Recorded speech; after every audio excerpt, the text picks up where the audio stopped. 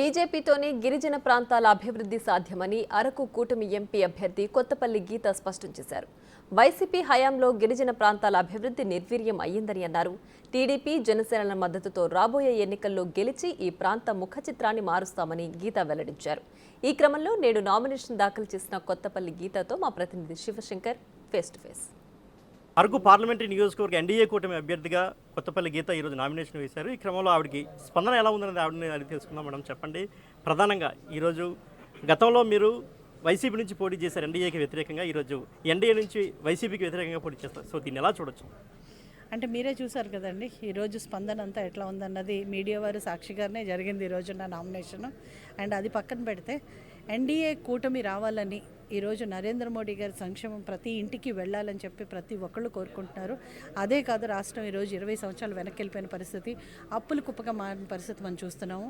అలాగే ఎంప్లాయీస్కి జీతాలు కూడా సరైన టైంకి పడవు, ఏ రోజు పడతాయో ఎవరికి తెలియదు. అది అందరూ కూడా ఈరోజు ఈ 60 నెలలు పడ్డ బాధ ఎప్పుడెప్పుడు తీరుతుందా, ఎప్పుడెప్పుడు ఎలక్షన్స్ వస్తాయని చెప్పి చాలా ఆత్రంగా ఎదురు చూస్తున్నారు. సో మీరు ఉమ్మడి తూర్పుగోదావరి జిల్లా రంపచోడవరం నుంచి ఇక్కడ ఉమ్మడి శ్రీకాకుళం జిల్లా పాలకొండ వరకు సుమారు 250 కిలోమీటర్ల భౌగోళిక విస్తృత ప్రదేశం నుంచి పోటీ చేస్తున్నారు. అంటే ఇక్కడ ప్రజలకు మీరు ఏం చేశారంటే ఏం చెప్తారు, రాబోయే రోజులు ఏం చేస్తారు? చాలా చేశానండి. సమాధానం నన్ను ఏం చేశానని ఎవరు అడగట్లేదు. ఫర్ ఎగ్జాంపుల్, ఇందాక నామినేషన్ వేసి బయటకు వస్తుంటే, అమ్మ మీ కారణంగా ఈరోజు వాటర్ ట్యాంక్ ఇక్కడ కట్టించారు, మీ కారణంగా శ్మశానానికి రోడ్డు వేయించారు, మీ కారణంగా చేసిన పనులు చాలా మంచి పనులు, అంబులెన్సెస్లో మేము తిరుగుతున్నాము, మీ కారణంగా చాలా మంచి జరిగింది, ఎన్జిఓస్కి బిల్డింగ్ కట్టారు వాళ్ళు చెప్తున్నారు, నేను కాదు చెప్పేది. సో నా కారణంగా ఏం జరిగిందో ప్రజలు చెప్తున్నారు.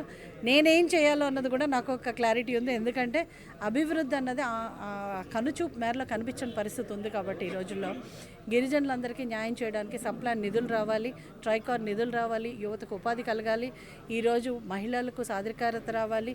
మోదీ గారు ఏదైతే మీరు ఇందాక విన్నారు, కేంద్ర మంత్రి గారు ఎన్ని పథకాలు చెప్పినా కూడా ఈరోజు సొంత ఇంటి కళ నెరవేర్చాలని నరేంద్ర మోదీ గారు ఎంత దీక్షగా పట్టుదలగా ఉన్నారో, ఈరోజు రాష్ట్ర ప్రభుత్వం అంత నిర్లక్ష్య వైఖరి ఉంది. కాబట్టి గిరిజనుల పట్ల కంప్లీట్గా నేనేం చేయాలన్న దాని మీద నాకు కంప్లీట్ క్లారిటీ ఉంది.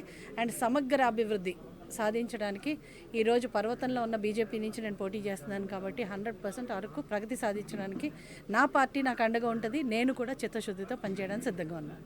ట్రైబల్ ఓటర్స్ బీజేపీని సపోర్ట్ చేసే అవకాశం ఉందంటారు? 100% అండి. ఎందుకంటే ఒక గిరిజన మహిళను రాష్ట్రపతిని చేసిన ఘనత మా బీజేపీకే ఉంది. గిరిజనులు ఈరోజు నరేంద్ర మోడీ గారికి 2 కళ్ళు లాంటి వాళ్ళు. ఆదివాసీలకు ఎన్నో పథకాలు పెట్టారు.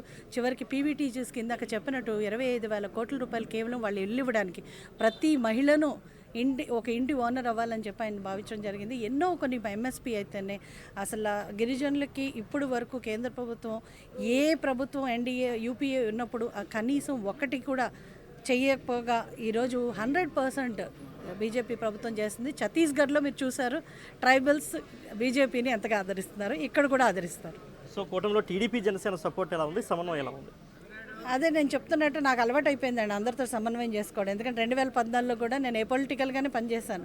వైఎస్ఆర్సీపీ దూరం అయిన తర్వాత టీడీపీ, బీజేపీ అందరితో కలిసి పనిచేయడం జరిగింది. జన సైనికులు ఎప్పుడు కూడా చాలా ఉత్సాహంగా ఉంటారు.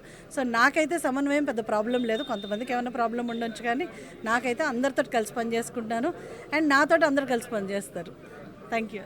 సో కూటమి తప్పకుండా విజయం సాధిస్తుందని, కూటమి అందరితో సమన్వయం చేసుకుంటూ ముందుకు వెళ్తున్నామైతే కొత్తపల్లి గీత చెప్తున్నారు. కెమెరా హరీష్తో శివశంకర్, బిగ్ టీవీ, పార్వతీపురం నుండి.